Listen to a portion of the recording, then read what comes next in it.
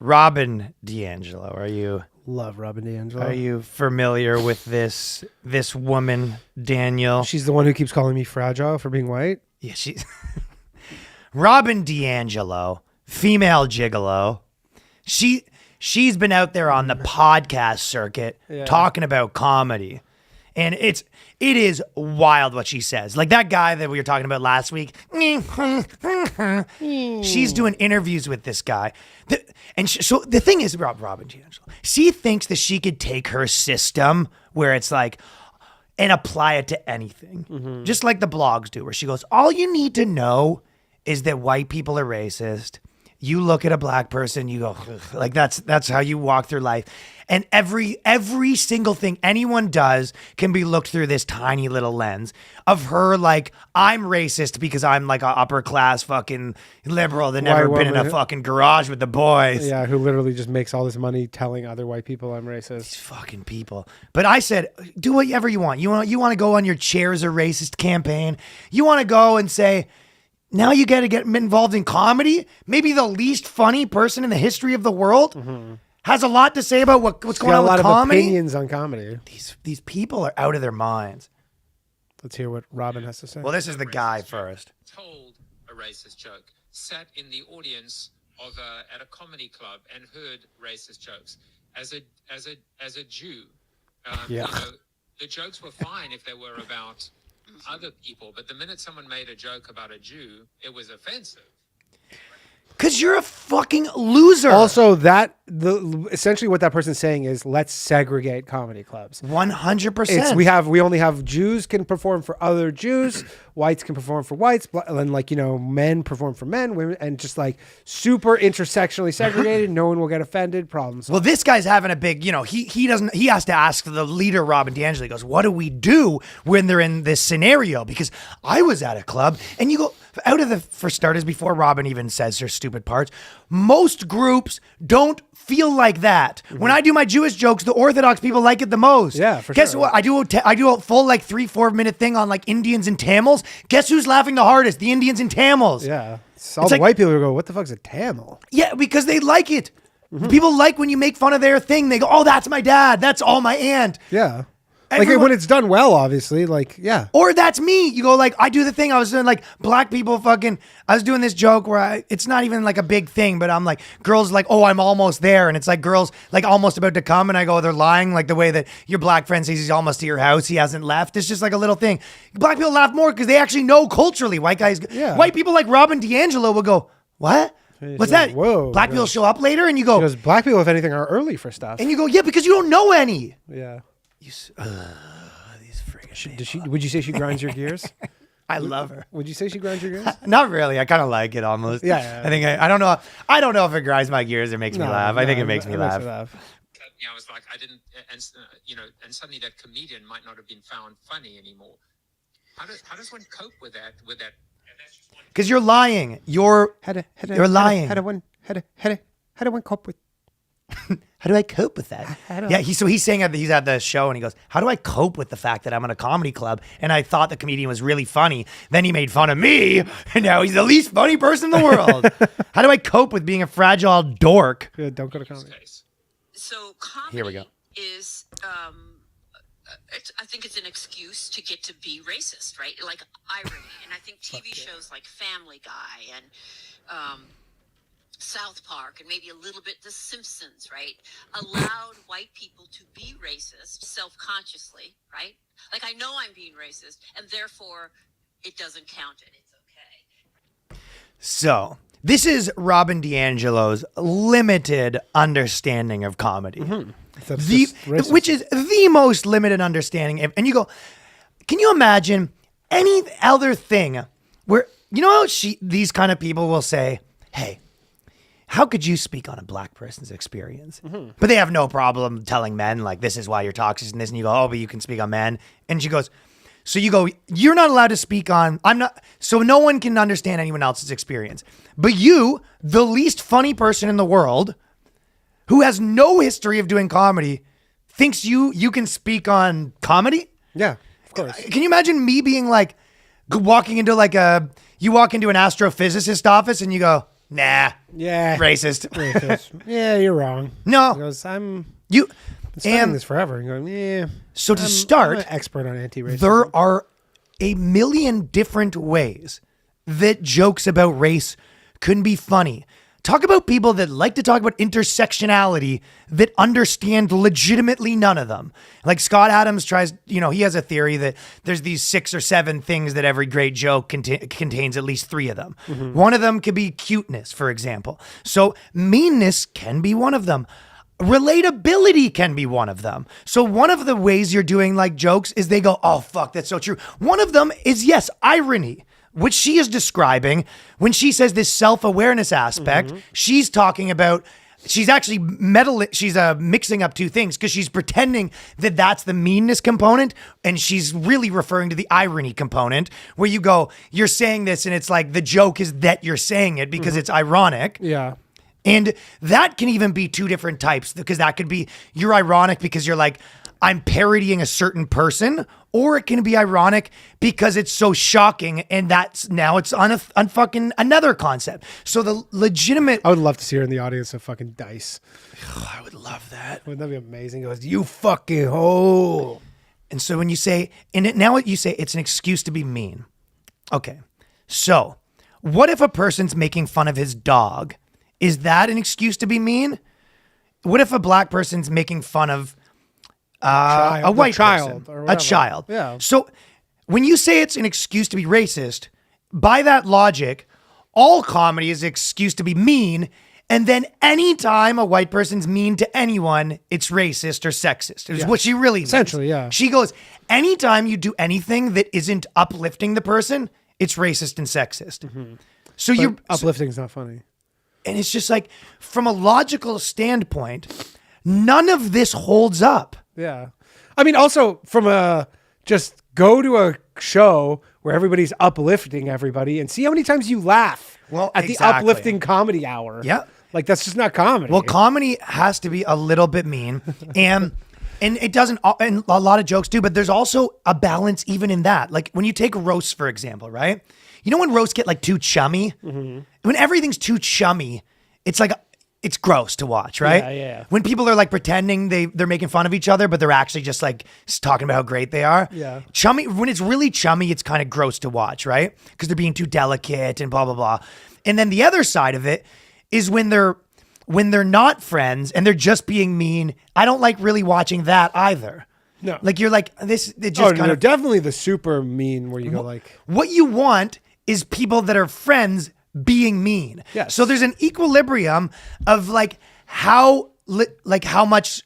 So for example, if you're making fun of the Indian community or whatever, like, can they sense that you kind of have respect for them and that they expect that you're being fair to everyone and you actually know what the fuck you're talking about. Yeah, that's and the if main you one, do, now you can go fucking really hard and they will enjoy it. Mm-hmm. So there's so much involved in they don't think you're like equilibrium. ignorant about it. They actually think you know it very well. Exactly. That's what it Paul is. would be a perfect Paul, example exactly. of that. Yeah, our friend he talks all about that shit and they love it. And he could be real mean because they know he knows.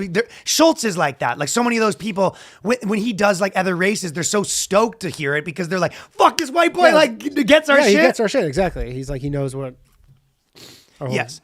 So on top of that, taboo things are also funny. So when you're talking about the idea that racism isn't funny, and there is a part of it that it might not be, but the fact that you're not supposed to say it adds a lot of comedic power. Absolutely. So I was listening to a lot of like Trey Parker interviews over the last little while, and I was trying to get like a read on him because, you know, a lot of people say that we are doing something somewhat similar to what they were doing, and I think they did make one of the greatest shows of all time, but it is hard to get a real opinion of what Trey Parker does. And sometimes I just try to do a deep dive on someone and get in their mind and be like, what is this guy? What does he really think about this and this? What are his comedy philosophies? And it's very hard with him because he's so popular that when he does interviews, it's basically a press tour. Yeah, very like careful. you're not getting the... No, so you have to read between the lines because you know when he's saying stuff, you go, no, that's not why. Mm-hmm. You know what I mean? Yeah. He's very like, they almost play dumb. And we all do that a little bit. Like when you're on the wrong thing, you kind of play... On stage, you almost play it like dumb.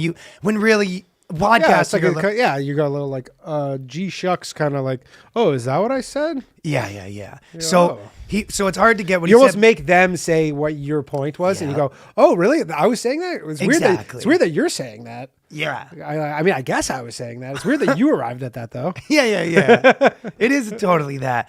But I thought one of the interesting things that he said was, there's a couple, but one of the two most important takes that I took away from him was when he was talking about everyone that's really funny kind of gets to these same conclusions, I think. And one of the things he said, he goes, when we were doing the Caitlyn Jenner season and things were getting really PC and they were doing the PC principle, right? Mm-hmm. One of the things he was thinking was, I really do think it's gotten to the point where it's going to be very hard for us to make the jokes that we want to make. So the natural progression is we go to making fun of the fact that we can't make fun of these jokes anymore.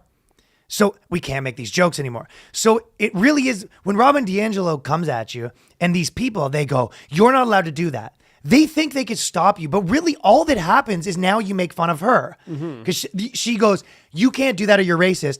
And now that becomes the funny part. The funny part becomes like, I can't say this because I'm racist. If it gains any sort of steam, which it did. Yeah. And you watch that. It's like every comedian started talking about the fact that you can't say anything about trans people. Like that becomes the funny part. Of course. Yeah. So it's just, and everybody, it's the walking on eggshells and everybody's like, it's watching like the guy on the high wire where you're like, it's watching the guy on the high wire. Holy shit, it's the elephant in the room. There? Like you ask someone like Robin DiAngelo and her, minions that don't understand anything. Okay, why in Seinfeld was it funny that there was an ugly baby? And they can't say it. And then when Kramer comes in, he goes, that baby's ugly. They go, Kramer. Yeah, totally. Or when Kramer goes, no, you're hot. You just need a nose job. It's like, because the funny part was like everyone thinks it. And then Kramer comes in and he's so stupid. He says, what? What's the, why are you kicking me under the table? And it's not like the joke isn't that like, fuck ugly babies. No. The joke is around the taboos. That there are ugly babies. Like everybody has seen a baby and you go, fuck, that baby. You don't know what ugly. to say. But you're like, that baby has parents who are likely your friends or something. And dude, we have a friend who had one of the ugliest babies I've ever seen in my life. Really? Yeah. And you go, it sucks. I don't know. Then Robin DiAngelo starts talking about punching up, punch down. Like, oh my God. Oh, that's the best. Oh yeah, she's got the whole thing figured out. Yeah. And it's a lot like what I exposed that couple to at dinner. I'm still reinforcing racist tropes and ideologies and stories. She's actually pretty sick. It's then. still being reinforced. Oh fuck! I totally misunderstood. I didn't know she was reinforcing all this stuff. Fuck, she's sick.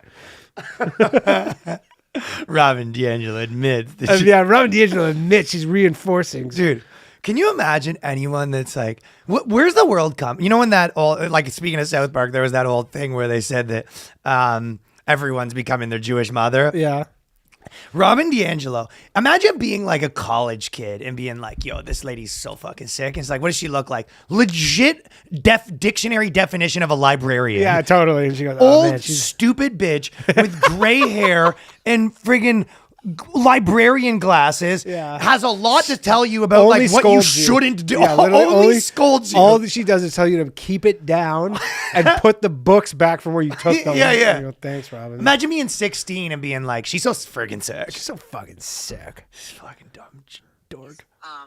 Mind who's listening. And so I don't think it's benign to do it in a joking way. And there is a concept in comedy called punching up, not down. I'm listening.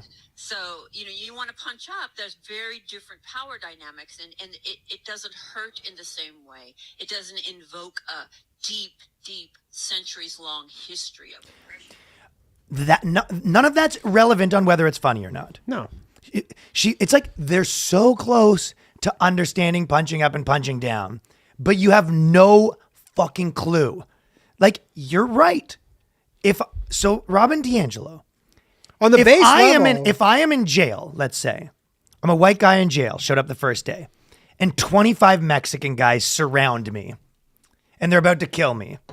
And I look at the one guy and I go, nice tattoo, fucking loser. Am I punching up or down? You're about to get killed. In my mind, I'm getting killed for punching down. You go, yo, you just punched down, SA. Yeah, MS-13. We don't take too kindly to punching down in prison, SA. We're going to have to teach you a lesson about intersectionality, homie. Okay. Prison's weird. Hey, yo, you crossed a line, bro. Yo, you crossed the line. We don't take the... Yeah, do you not know about the power dynamics? You are a white person. White people can never punch up. You know that Mexicans can't be racist. That's why they call us Mexicans be racist. Yo, you're punching up. Yo, we don't take kindly to punching down, is it? The thing is, on the whole punching up, punching down thing, like there is a maybe kernel of truth where it's like it's true. She just don't understand that. Yeah, like yes, if you're in a it's room, intersectional. But if you're say in a crowd of fucking like you're in a comedy club and it's all white people and there's one black guy and the guy on stage is white and he's literally just like not doing good jokes, literally being racist. You go, yeah, that's punching down. There's like because it's bad, but that doesn't mean just talking about it makes it.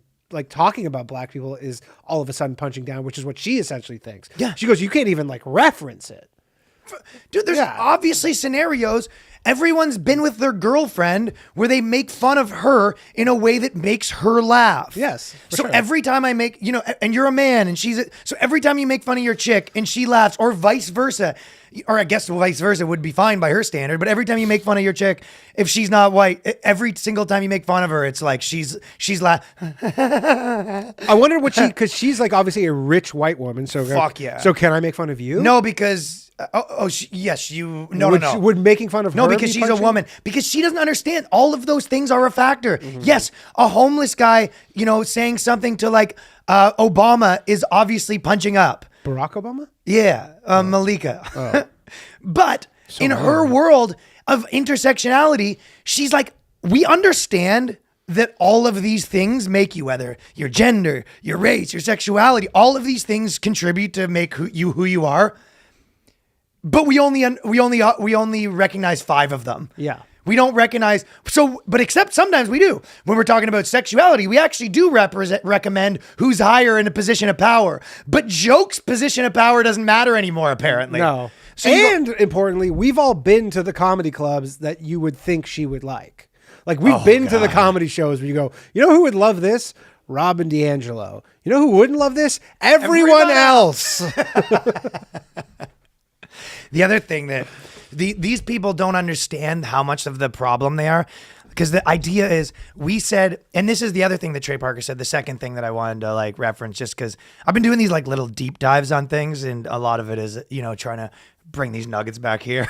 Yeah. But the other funny thing he said, which we've probably all experienced the same thing, or even people that are like a shit poster on the internet experience the same thing. He goes, one of the whole reasons we did the season with like PC Principal and like the women where it goes women are strong, get over it, is because they all watched Star Wars and they were like, this movie was pretty crappy, and then New York Times and all these places gave it like a 5-star review, and so even to start, you go, a Star Wars, which was like a remake. It was a remake with like all these new it's basically like one of those old sitcom things they're saying where it's like a very nostalgia, like the member berries thing. Cash cow thing. It's a cash cow. But they were saying, when like All in the Family, his reference was, when All in the Family gets back together and everyone comes in, and it's just like, oh, remember that guy? Like, of course, it's just that, right?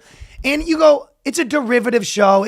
This should by no means a real like movie reviewer should by no means be giving Star Wars this kind of, it's like saying Fast and Furious was like the Oscar winner of the year. It's just like it's not that kind of movie but because girls were in it, they gave it 5 stars and they go, he goes, women are funny, get over it. And that was the headline. Yeah. So the same reason that like a lot of these headlines have sparked my sketches, he said he saw that one thing and they like couldn't get over it. And he kind of went in with That's funny. He goes, women are funny, get over it. And he goes, couldn't get over that. He couldn't get over it. He couldn't get over the headline, and he legitimately, they wrote the whole season about that kind of. And I thought that was like such an interesting thing, but it was like, everyone's like over it and was like, I don't have a problem with this. Yeah. But you're telling me it's amazing. And it's these Rob and DiAngelo people where they go, this is funny. This isn't funny. And you're a racist. Yeah. They're so wrong that you become like a crusader against everything she thinks. Uh-huh. Yeah, pretty much. I mean, yeah, she's also like makes a point of literally attacking you for not agreeing with her. Like she's not saying like, oh, we can agree to disagree. No. She's literally saying disagree with me and you're a racist bigot. It's not like a mild thing where she goes, yeah, let's just like, tomato here. Yeah.